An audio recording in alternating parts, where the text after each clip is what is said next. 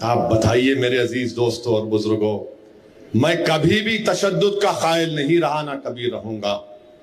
میں نے ہمیشہ وائلنس کو کنڈیم کیا اور زندگی جب تک باقی رہے گی وائلنس کو کنڈیم کروں گا۔ مگر غزہ میں جو ہو رہا ہے آج آپ کو اور ہم کو اس کے خلاف بولنا پڑے گا، بولنا پڑے گا میرے بھائی۔ کم سے کم دعاؤں میں رو رو کر اللہ کے سامنے سر بسجود ہو کر بھیک مانگنا پڑے گا کہ اللہ تو غفور الرحیم ہے، تو دنیا بنانے والا ہے، تو زمین و آسمان کا خالق ہے، تیری مخلوق پر، تیرے مخلوق کمزور مخلوق پر ظالم ظلم کر رہے ہیں، اللہ تو ان کی مدد فرما۔ اٹھو، اپنے ہاتھ اٹھاؤ، یہ تمہارے دو ہاتھ ہتھیار ہیں، یاد رکھو۔ اللہ سے گل گڑا کر بھیک مانگو کہ اللہ تو نے ہم کو سکون سے رکھا ظہیر آباد میں۔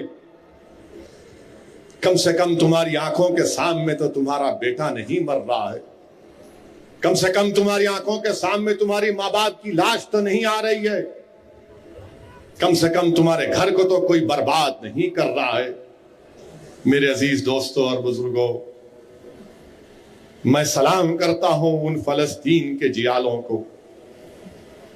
نہیں معلوم اللہ نے ان کے دلوں میں کیا تاثیر پیدا کی ہے کہ 7,000 مر بھی گئے، ظالم کے ظلم سے مر گئے، مگر اللہ تیرے بندے تجھ سے کہہ رہے کہ حسبنا اللہ نعم الوکیل۔ کیا چیز ہے ان میں نہیں معلوم کہ سب برباد ہو کر دیکھ کر کہتے ہیں الحمدللہ، لاشوں کو دیکھ کر کہتے ہیں کہ انا للہ و انا الیہ راجعون۔ میرے عزیز دوستوں اور بزرگوں، آج آپ کو ایک ہی پیغام دینے آیا ہوں کہ نوجوانوں تم بہادر بنو، اپنے حوصلوں کو بلند کرو۔ جب کسی پر ظلم ہوتا ہے، چاہے وہ کسی مذہب کا ہو، ہندو ہو، مسلمان ہو، عیسائی ہو، دلت ہو، ظلم کے خلاف کھڑے ہو جاؤ، ظالم کے خلاف کھڑے ہو، ظالم کا ساتھ مت دو۔ اور کبھی دل میں یہ خیال بھی آتا ہے کہ کہاں ہے صلاح الدین ایوبی، کہاں ہے صلاح الدین ایوبی؟ نوجوانوں، صلاح الدین ایوبی کی روح تم کو پکار پکار کر کہہ رہی ہے کہ جب تک تم اچھے انسان نہیں بنو گے، جب تک تم نیک نہیں بنو گے، دنیا سے ظلم کا خاتمہ نہیں ہوگا۔ 2006 میں یا 5 میں مجھے ڈمیسکس، جس کو اردو میں دمشق کہتے ہیں، جانے کا موقع ملا۔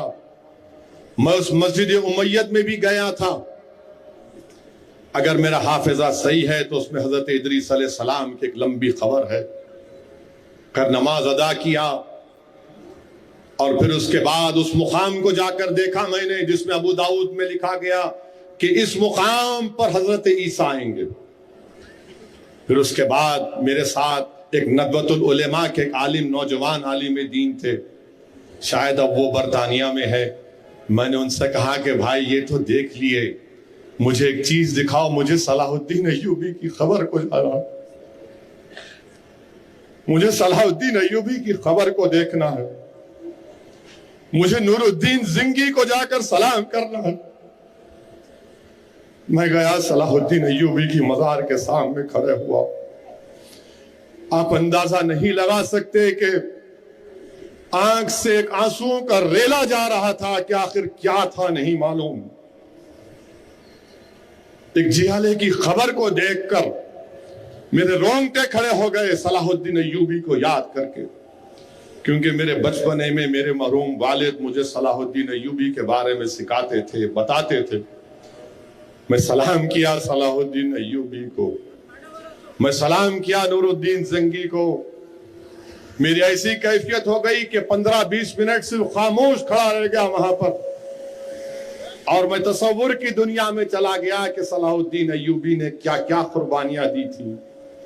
میرے عزیز دوستوں اور بزرگوں، اسی لیے میں نے ایک ویڈیو میں دیکھا کہ ایک ماں اپنی اولاد کی لاشوں کو دیکھ کر پکار کر کہہ رہی ہے کہ اللہ صلاح الدین ایوبی آج بھی زندہ ہے. میرے بیٹوں کو میں نذرانے پیش کر رہی ہوں شہادت کے. میرے عزیز دوستوں اور بزرگوں، ہم کو دعاؤں کے ذریعے ان ظالموں کے لیے، ان کی بربادی کے لیے ہم کو اللہ سے دعا کرنا ہے. ان کمزوروں کے لیے اللہ سے دعا کرنا ہے.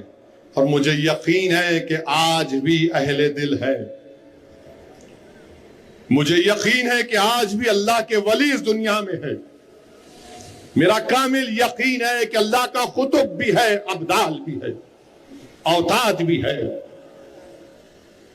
وہ ضرور دعا کر رہے ہوں گے. میری ان سے بھی دعا ہے کہ آپ اللہ کے چہیتے بندے ہیں، ان لوگوں کے لیے دعا کریے.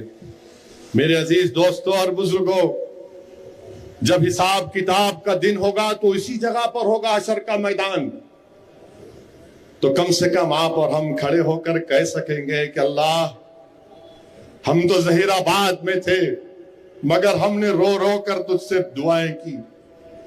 ہم نے مرنے والوں کی تکلیف کو، اپنی تکلیف کو محسوس کیا. اللہ، ہم نے ان بچوں کی لاشوں کو دیکھ کر، ان خواتین کی لاشوں کو دیکھ کر یہ سمجھا کہ ہم نے بھی کھویا ہے. تو میرے عزیز دوستوں اور بزرگوں، میں یہ ضروری سمجھتا ہوں کہ میں کچھ کہوں، کیونکہ اسد الدین اویسی سے بھی پوچھا جائے گا کہ بتاؤ، تم کو یہ سب چیز نعمتیں دی گئی، تم نے کم سے کم اپنی زبان سے کچھ بول دیتے. تم کم سے کم زبان سے یہ ظالم اسرائیل کے خلاف بول دیتے. میں ہمیشہ ان ظالموں کے خلاف بولتا رہا اور بولتا رہوں گا. مجھے یقین ہے کہ اللہ سبحانہ و تعالیٰ ان ظالموں کو شکست دے گا. مجھے یقین ہے کہ اللہ فلسطینیوں کو کامیاب کرے گا. مجھے یقین ہے کہ ندی سے سمندر تک فلسطین کا ملک بنے گا. مجھے یقین ہے کہ جو آج گاجر مولی کی طرح کاٹے جا رہے ہیں، اللہ ان کے سروں پر عزت کا تاج رکھے گا انشاءاللہ تعالی. مجھے یقین ہے کہ اللہ ان معصوم بچوں کی شہادت کو رائیگاں جانے نہیں دے گا. مجھے یقین ہے کہ ان مرنے والے بچوں کی اولاد انشاءاللہ تعالی فلسطین کو آزاد کرے گی.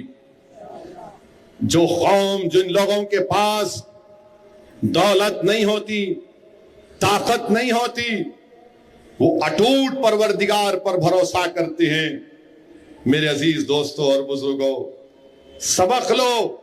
جو لوگ مایوس ہو جاتے ہیں بھارت میں کہ ماب لنچنگ ہو رہی ہے، ٹرین میں نام پوچھ کر گولی سے مار دیا جا رہا ہے، جو لوگ تکلیف میں آ جاتی ہیں کہ ناانصافی ہو رہی ہے، ارے یاد رکھو، جو لوگ اٹھ کھڑے ہوتے ہیں اپنے حق کے لیے، اللہ ان کو کامیاب کرتا ہے.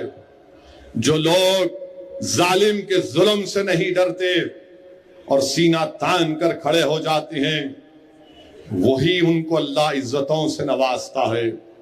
اگر آپ یہ ویڈیو YouTube پر دیکھ رہے ہیں تو ہمارے چینل کو سبسکرائب کریں اور بیل آئیکن کو دبانا نہ بھولیں. اگر آپ فیس بک پر یہ ویڈیو دیکھ رہے ہیں تو ہمارے پیج کو لائک کریں.